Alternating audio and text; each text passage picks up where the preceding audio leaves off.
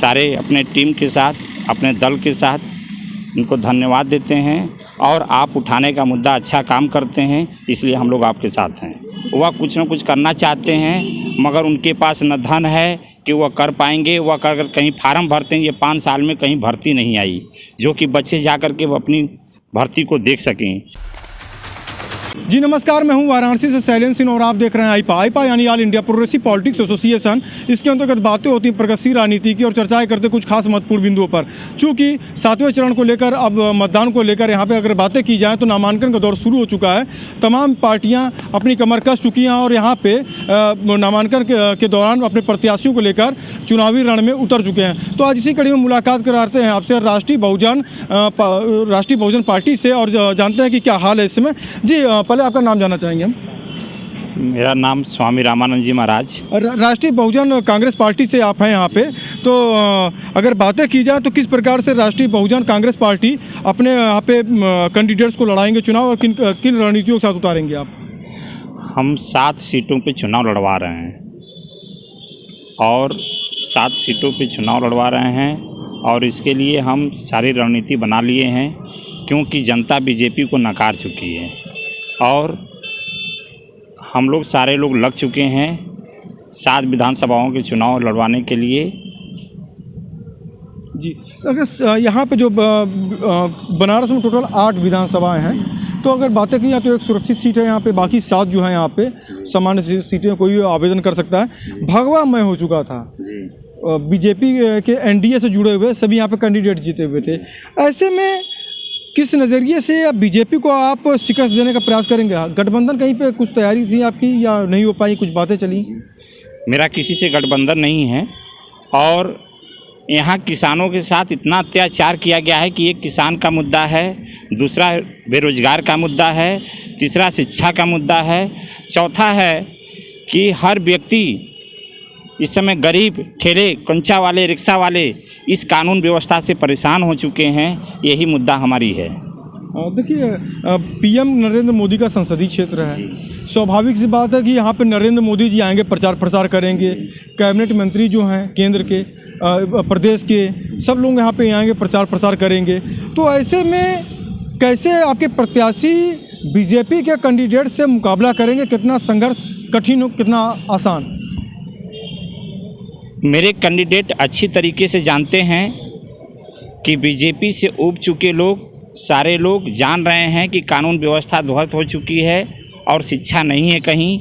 बच्चे इस कोरोना के दौरान पढ़ने लिखने में कमज़ोर हो गए हैं और सारे लोग हमारे 85 बलों के साथ चुनाव लड़ेंगे। देखिए विकास मॉडल की भी बातें होंगी, यहाँ पे लाजमी है। रिंग रोड की बातें होंगी, काशी विश्वनाथ कॉरिडोर की बातें होंगी। इसके तो राजनीतिक विशेषज्ञों के अनुसार बनारस मॉडल को लेकर पूर्वी उत्तर प्रदेश में बीजेपी को वोट का आशीर्वाद लेने के लिए जैसे कहा जा रहा है कि मतलब वोट का आशीर्वाद इनको भरपूर मिलेगा। क्या मानना है आपका? ये केवल काशी विश्वनाथ मंदिर बना करके ही हिंदू का या किसी का वोट लेना चाहेंगे कि हिंदू के घर के भी देख लेंगे कि चूल्हा किस प्रकार से जल रहे हैं और चूल्हा जलने के लिए भी देख लें कि उसके घर में रोजगार है कि नहीं, धन आ रहा है कि नहीं, किस तरीके से वह खाएगा। केवल राशन देने से वह भोजन नहीं कर लेगा।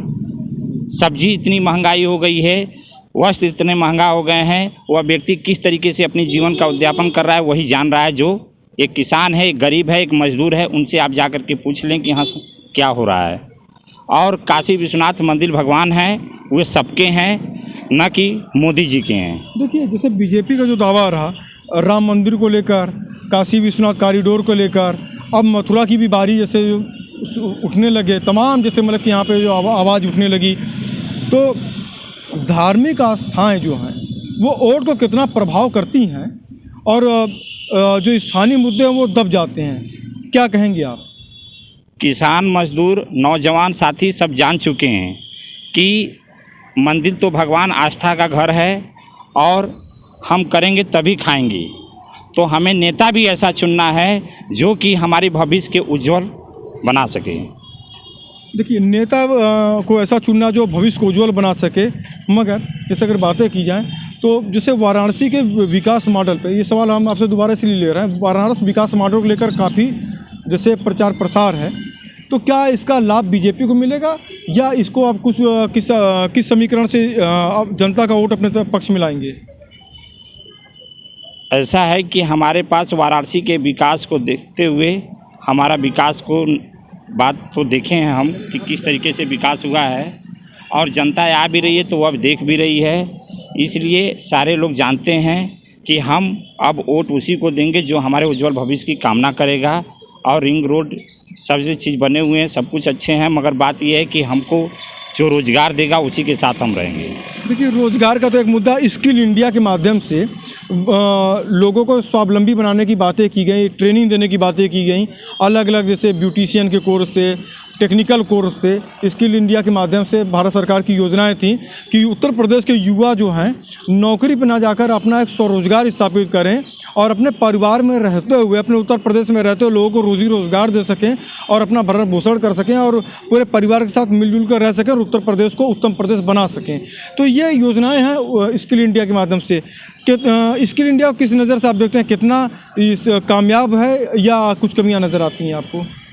ये जो आप बोल रहे हैं एकदम कामयाब नहीं है। आज भी हमारे जो पढ़े लिखे बच्चे हैं वह बेरोज़गार हैं, वह कुछ न कुछ करना चाहते हैं, मगर उनके पास न धन है कि वह कर पाएंगे। वह अगर कहीं फार्म भरते हैं, ये 5 साल में कहीं भर्ती नहीं आई जो कि बच्चे जा कर के अपनी भर्ती को देख सकें।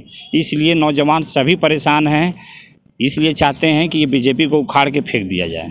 देखिए, बीजेपी की बातें की जाए तो देखिए समाजवादी पार्टी जो है यहाँ पे लड़ रही है, अखिलेश जी हैं, AIMIM से भी आके यहाँ पे ओवैसी जी भी यहाँ पे प्रचार प्रसार कर रहे हैं।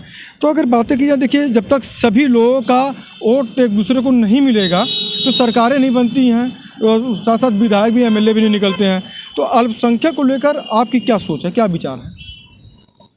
अल्पसंख्यक को लेकर के ये विचार है कि उनके लिए अच्छा किया जाए, और सारे दल वाले से हमें कोई मतलब नहीं है, हमको अपने दल से मतलब है। हम अपने दल के लिए एकदम तैयार हैं, कमर कस लिए हैं हम लोग सारे लोगों को हराने के लिए।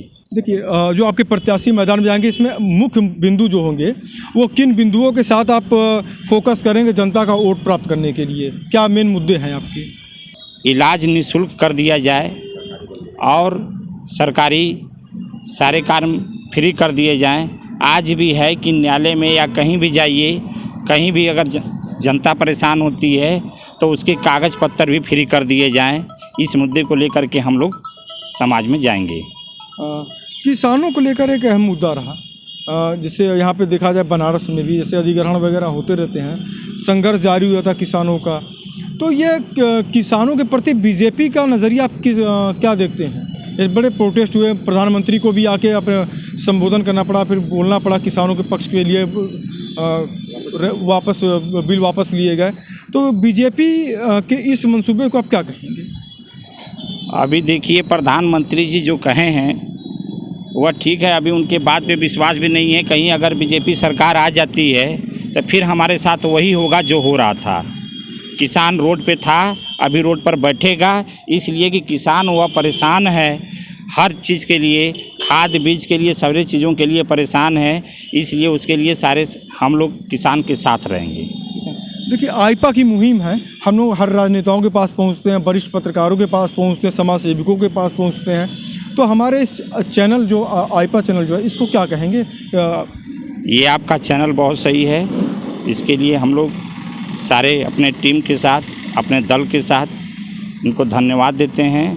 और आप उठाने का मुद्दा अच्छा काम करते हैं, इसलिए हम लोग आपके साथ हैं। तो देखिए, आप तो हमारे साथ राष्ट्रीय बहुजन कांग्रेस पार्टी के जो है यहाँ पे प्रदेश अध्यक्ष थे, और जिन्होंने बताया कि तमाम बिंदुओं के साथ यहाँ पे चुनावी मुद्दे में आपके प्रत्याशी उतरेंगे और निश्चित ही सफलता हासिल कर विधानसभा में पहुँचेंगे। वाराणसी से शैलेंद्र सिंह, आईपा।